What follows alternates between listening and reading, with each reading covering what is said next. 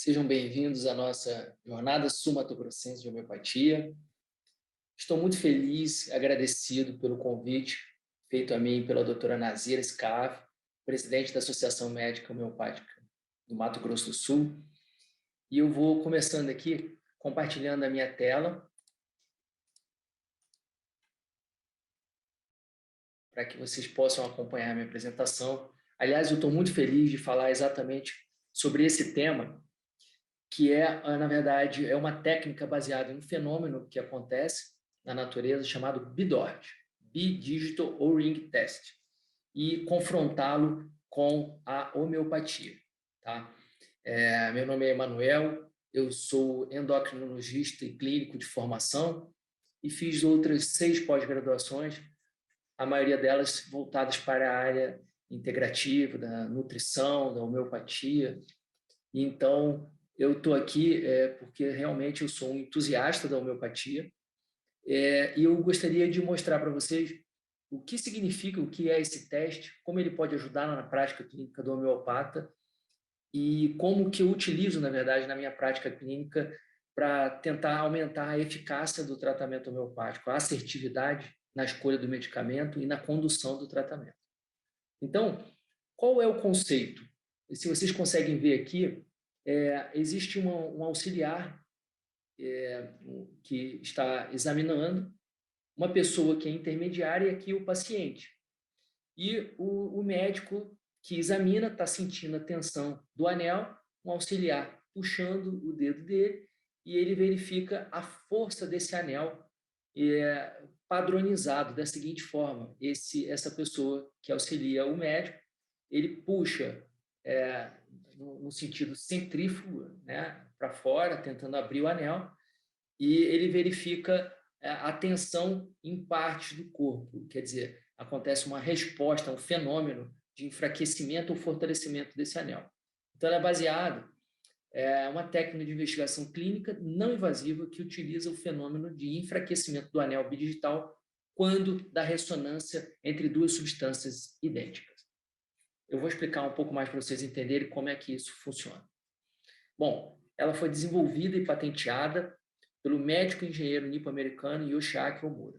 Todos os créditos a ele, na formação que a gente faz, todos os princípios são observados da forma como ele ensinou isso para os médicos que assim quiseram aprender. Bom, como que a gente pode explicar, né, esse fenômeno? Na verdade, o nível mais elementar de toda a matéria é baseado sempre em átomos, prótons, nêutrons e elétrons, né? Então, se a gente for reduzindo, por exemplo, o corpo humano em órgãos, depois em tecidos, né, depois em moléculas, a gente vai chegar no nível atômico, no nível dos elétrons. Então, aqui está uma molécula estável, que eu tenho um núcleo, né, com os prótons e nêutrons, e aqui, perifericamente, os elétrons orbitando de uma forma estável, pois esses elétrons estão pareados entre si. Quando eu perco, por exemplo, um elétron dessa eletrosfera aqui, eu formo o que se chama de radical livre. Aí, imediatamente se forma uma molécula instável, que ela é agressiva para o corpo, inflamatória, e é capaz de causar danos ao tecido celular, propiciando alterações de pH e uma série de alterações que eu vou falar a seguir.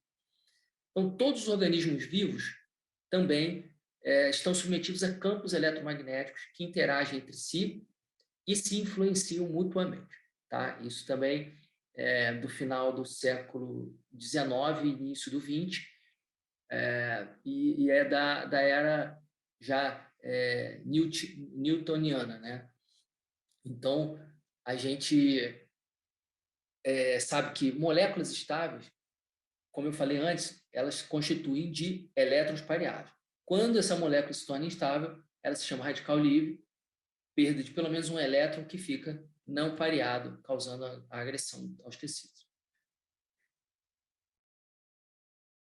Então, aqui tem uma célula normal, aqui uma célula sendo agredida por radicais livres, e, num estágio mais avançado, uma célula com estresse oxidativo, que é o acúmulo de radicais livres atuando sobre a célula, levando a deformações de membrana, morte celular, etc.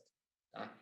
Então, como eu disse, ele agride as membranas mucosas, altera pH e, principalmente, começa a atrair metais tóxicos. Em última análise, tudo isso causa uma inflamação crônica.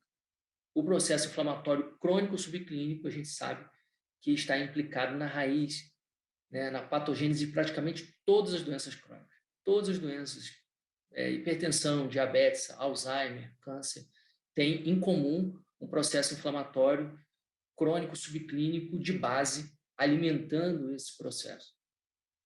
Então, o conjunto de células com polaridade alterada pode ser detectado na superfície da pele pelo método Bidort.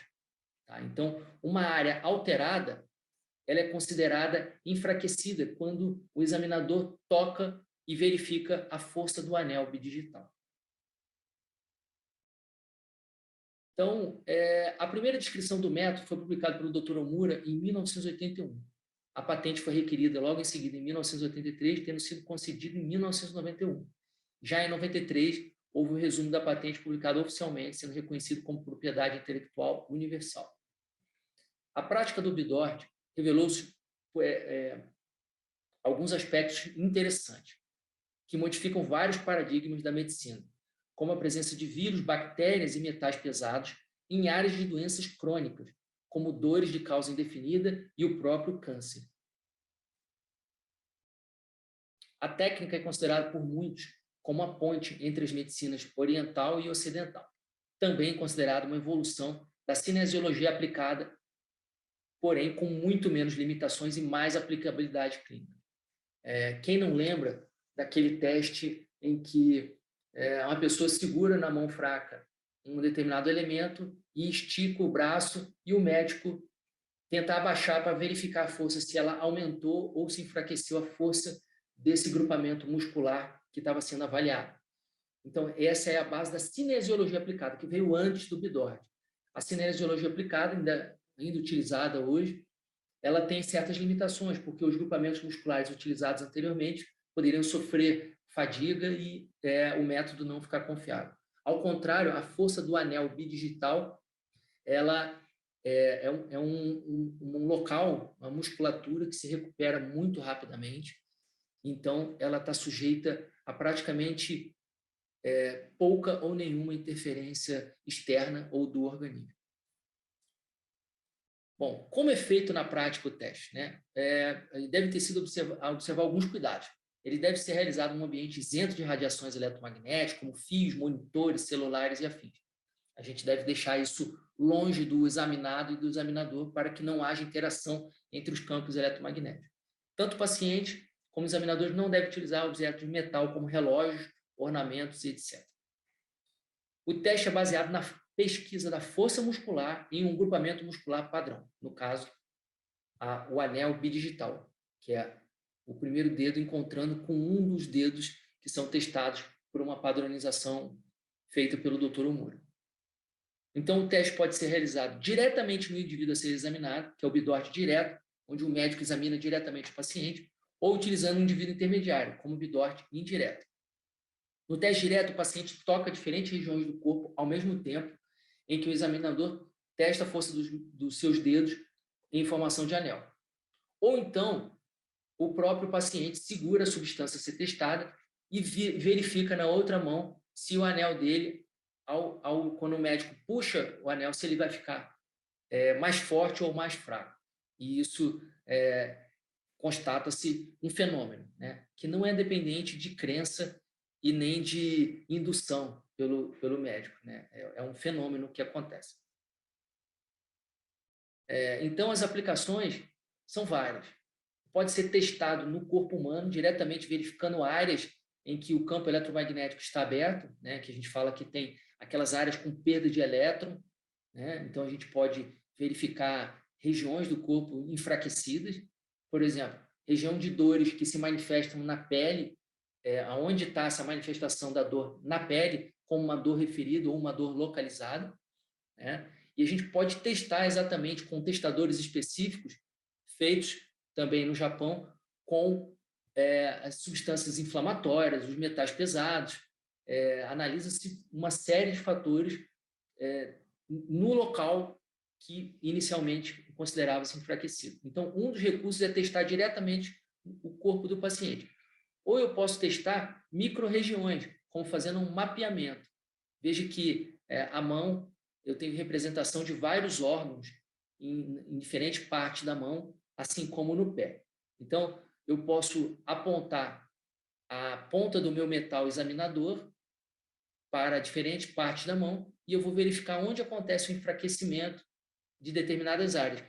Por conseguinte, eu marco isso com a caneta, né, na mão do paciente para ficar registrado essa região naquele momento do exame clínico, e isso representa as regiões correspondentes a determinados órgãos. E, além de ser usado como uma propedêutica de diagnóstico, também pode ser feito um estímulo dessa região com a pressão digital nessa região para que o próprio medicamento que a pessoa tome específico para limpeza desse terreno biológico, fortalecimento do corpo, vá diretamente para essa região. Então, vamos prosseguir para a gente chegar no nosso assunto interessante, que é a homeopatia. Bom, que outras aplicações, então, eu teria no bidófilo? Localização de áreas patológicas na superfície do corpo, conforme eu falei, permite investigação clínica com a utilização de substâncias bioquímicas, tecidos histológicos, anticorpos de vírus e bactérias, marcadores tumorais, amostras de metais pesados, etc. É um recurso prático na seleção qualitativa e quantitativa dos medicamentos. Avalia também o sinergismo ou o antagonismo entre duas substâncias. Eu posso testar, colocar duas substâncias ao mesmo tempo em contato com o paciente e verificar se a soma delas foi benéfica ou se foi maléfica para o paciente. E também na identificação de substâncias alergênicas, entre outros. Também é um recurso prático na localização de pontos de acupuntura, tornando bem mais precisa a prática da acupuntura. E, como vantagens, a gente pode citar, é um método não invasivo, indolor, isento de efeitos colaterais, não utiliza equipamentos sofisticados ou caros, requer apenas o treinamento adequado da equipe médica, e ele fornece a detecção precoce de tumores antes mesmo do surgimento de manifestações clínicas. Isso a gente consegue verificar na prática clínica muito comumente quando se pesquisa áreas no corpo alterada e pode-se colocar o teste dos oncogenes e uma série de marcadores tumorais naquela região e verificar se existe ressonância. E aí, futuramente, acompanhando, mesmo com o exame de imagem negativo, que é a confirmação anatômica, naquele momento ainda não presente, muitas vezes a gente confirma no futuro com o exame de imagem dessa região positiva. Então, a gente também detecta com precisão áreas doentes do corpo, até o limite aonde aquela região está doente. Então, com um tratamento, por exemplo, de um câncer, se a região estava grande, depois com acompanhamento começou a diminuir, poupando exame de imagem, poupando radiações, é claro que nada disso substitui exclusivamente os exames tradicionais, mas eu vou falar sobre isso mais tarde, mas é uma propedêutica poderosa na mão do médico ali imediatamente e que permite uma avaliação clínica bastante segura e que fornece mais dados para o médico trabalhar. Permite também fazer diagnóstico de agentes etiológicos envolvidos em doenças e também oferece a possibilidade de teste de medicamentos em relação à sua eficácia, à sua dosagem, a compatibilidade em associações e efeitos colaterais, que é o que interessa aqui, no caso, para a gente, para a homeopatia. Teste de radiações nocivas ambientais como fatores causais de doença. Sim, ao paciente, por exemplo, segurar um celular, verifica se aquela radiação do celular está interferindo no corpo do paciente e se ele precisa utilizar algum aparato para negativar aquele instrumento, por exemplo. E também serve como teste para compatibilidade de alimentos e bebidas. Verificar que alimentos têm ressonância e que poderiam fortalecer aquele organismo e que bebidas que fortalecem ou pioram aquele organismo. E também mapeando canais de energia e pontos de acupuntura, conforme falei anteriormente. Então, são muitas as vantagens. A gente, como extensão dos princípios do Bidós, nós podemos citar. Através de várias pesquisas clínicas desenvolvidas por Dr. Omura, descobriu-se o seguinte, conforme eu falei antes, existe a presença de vírus, bactérias e metais pesados em áreas doentes. Vírus da família herpes, citomegalovírus, Epstein-Barr e outros são detectados com frequência em áreas de dores crônicas e de tumores. O mesmo é válido para metais pesados, como mercúrio, chumbo e alumínio. Em muitas doenças de diagnóstico indefinido, são encontradas bactérias intracelulares como a Chlamydia trachomatis e a Borrelia burgdorferi. Existem também alterações circulatórias regionais que foram detectadas, confirmadas através desse teste. Em áreas doentes ocorre um fenômeno vascular constante, onde um halo de hipoperfusão ao redor da lesão, dificultando o tratamento, uma vez que o medicamento não consegue atingir o local. Este fenômeno é provocado por eicosanoides, principalmente o tromboxane B2. A presença de tumores malignos, muitos anos antes de surgirem manifestações clínicas, em áreas doentes ou num paciente assintomático, é possível a detecção precoce, por conseguinte, o tratamento eficaz através do screening para câncer. Bom, a gente consegue também avaliar a eficácia dos medicamentos, as suas dosagens, as suas associações, e de uma forma que antes seria empírica, né, como a gente faz na seleção do medicamento homeopático. A gente repertoriza, vai consultar a matéria médica, medica o paciente, mas aquilo não existe uma forma de testar previamente. Você tem que dar para o paciente verificar se ele vai ter uma boa resposta clínica, e nisso pode se perder muito tempo, o paciente pode não voltar, e se esse medicamento puder ser testado previamente, com certeza, quem sabe a eficácia do tratamento pode ser aumentada, né? Também a intolerância a um determinado pode ser prevista antes de ser ingerido. Então, até os medicamentos alopáticos podem ser testados, as doses, né?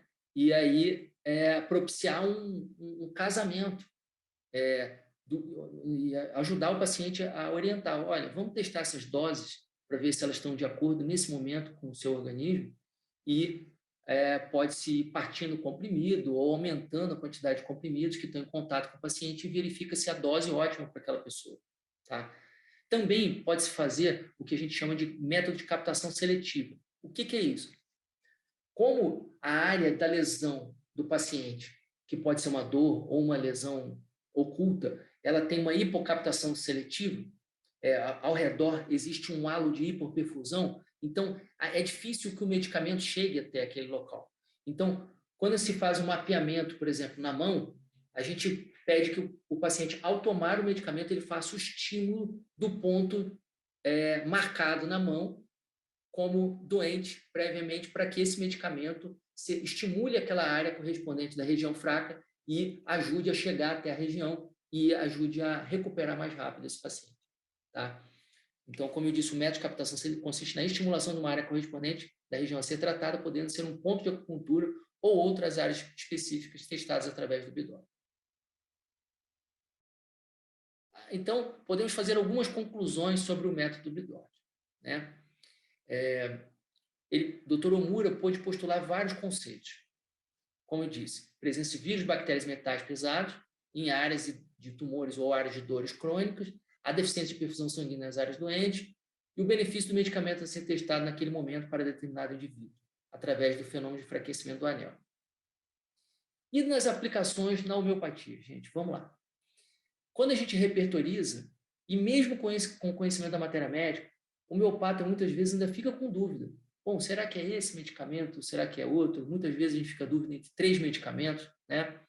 E se a gente tivesse a oportunidade de testar esse medicamento antes de dar para o paciente, verificar se ele tem ressonância, verificar se o paciente aceita esse medicamento antes. Então, isso é possível com o método Bidord. Por quê?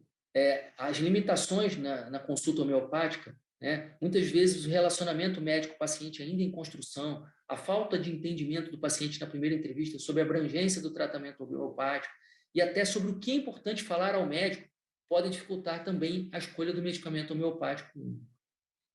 E também um fator de confusão é a escolha da potência medicamentosa do remédio homeopático, que também pode ser um entrave para a boa resposta clínica.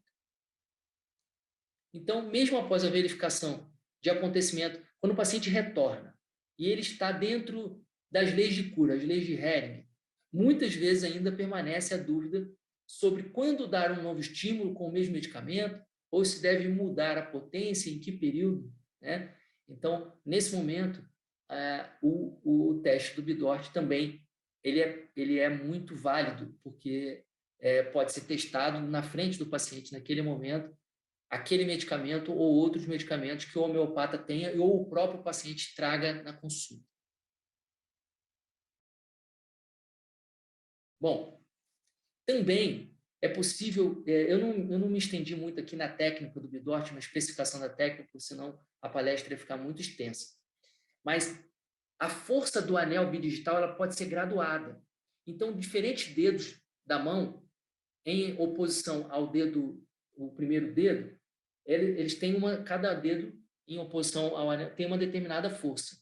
Então, tanto a força com cada dedo da minha mão tem uma força diferente, quanto o examinador ele pode colocar um dedo para abrir, 2 dedos, 3 dedos ou 4 dedos. Isso faz com que o examinador que está puxando o anel do médico, do dedo do médico, também exerça mais força e, com isso, dependendo do benefício do medicamento que está sendo testado, se o medicamento for muito, muito bom, por exemplo, mesmo com muitos dedos dentro do anel, fazendo muita força, ele não consegue abrir. Tamanho o benefício, o fortalecimento que aquele medicamento causou para aquele paciente. Então, em estudos de eficácia, comparando com modelos de padrão ouro, o Dr. Omura publicou um trabalho no ano 2000 que ele verificou que a eficácia do método Bidort varia, dependendo do examinador, entre 70% e 85%. Então, quer dizer, uma eficácia bastante elevada, que eu acredito que seja superior ao uso da homeopatia isoladamente, e, especialmente, quando a gente combina a boa prática homeopática com um método que possa ajudar a confirmar, isso faz com que haja uma somatória de benefícios, né? A gente não vai exclusivamente somente testar um monte de medicamentos para o paciente, como também vai associar a técnica do homeopata de escolher o medicamento com uma outra técnica de confirmação in loco para o paciente, né? Presencial. Né? Agora, a técnica também tem limitações. Né? Por quê? A princípio, quando o médico ainda está aprendendo sobre o método Bidort, ele passa por uma curva de aprendizado e há uma necessidade de amostra de muitos medicamentos homeopáticos que ele precisa ter em reserva para testar presencialmente. Isso também se contrapõe ao grande número de medicamentos homeopáticos disponíveis atualmente. Né? A gente sabe que são mais de 7 mil medicamentos.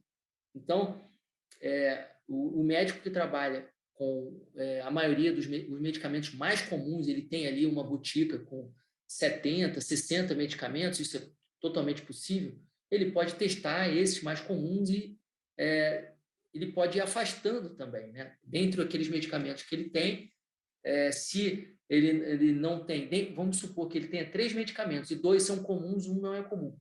Do teste, 2 dos comuns que ele tem ali na amostra não deram benefício, ele pode ficar com uma terceira opção que não está ali nas amostras dele. Né? Então, é interessante, sempre é muito interessante, mesmo com limitação, o método é muito válido.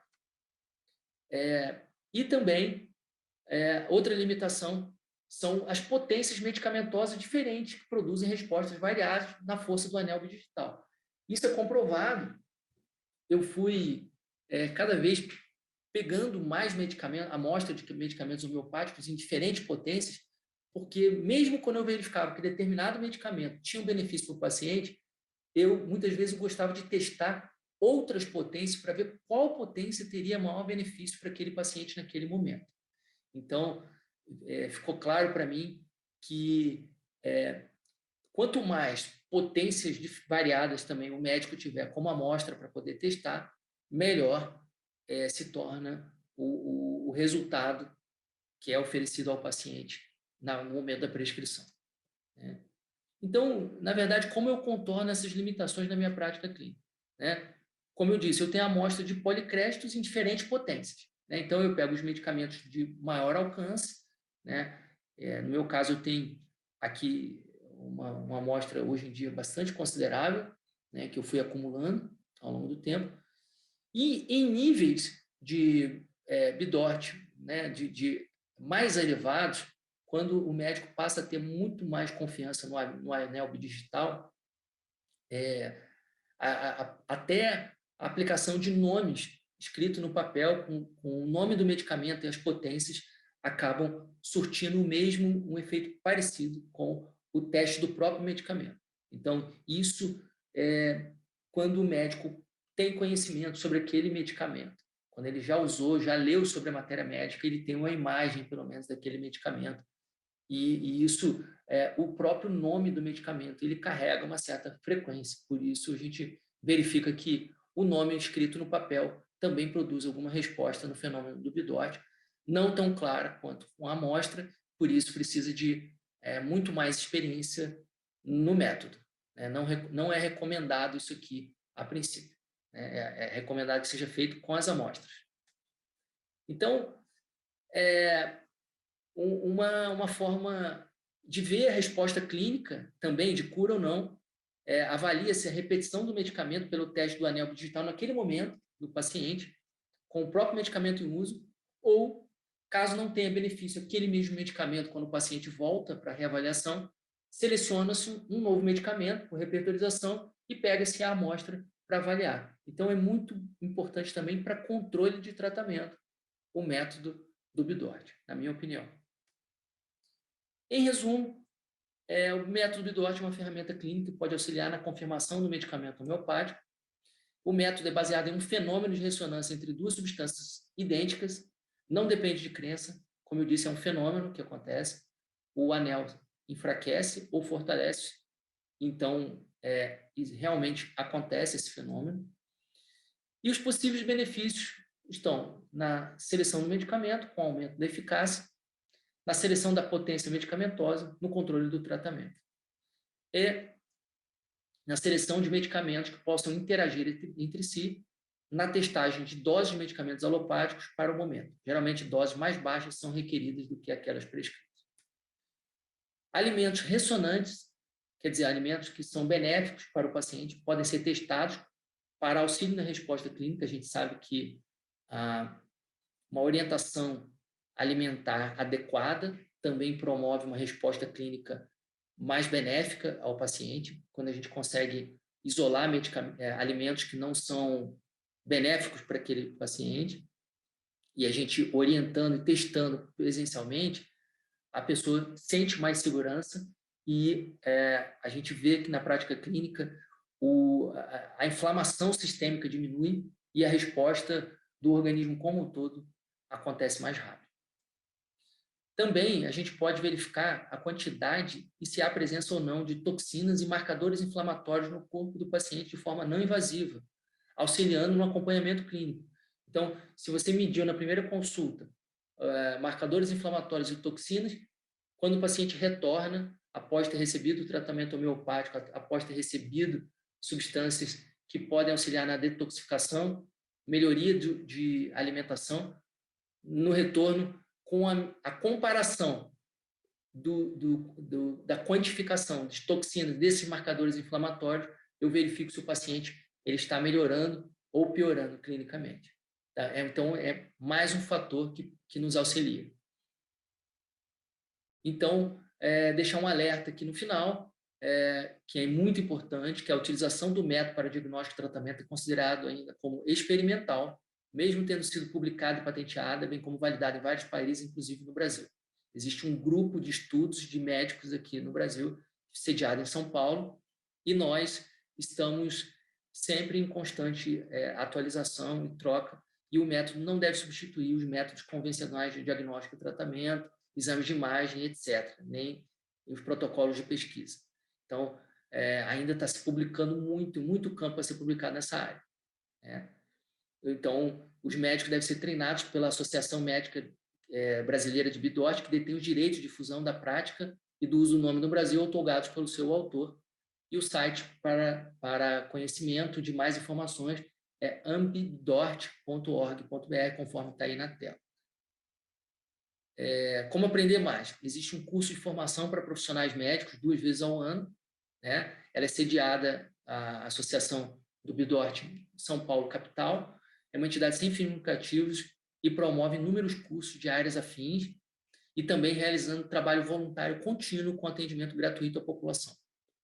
Aqui fica o site deles, aqui algumas referências bibliográficas interessantes, tá? Quem quiser fazer um print da tela para consultar posteriormente.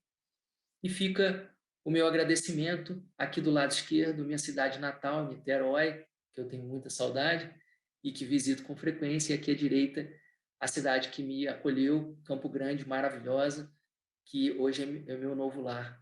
Então, desejar para vocês uma excelente final de congresso para vocês, de jornada. Estou à disposição, meu contato está aí, meu e-mail, para trocar ideia com as pessoas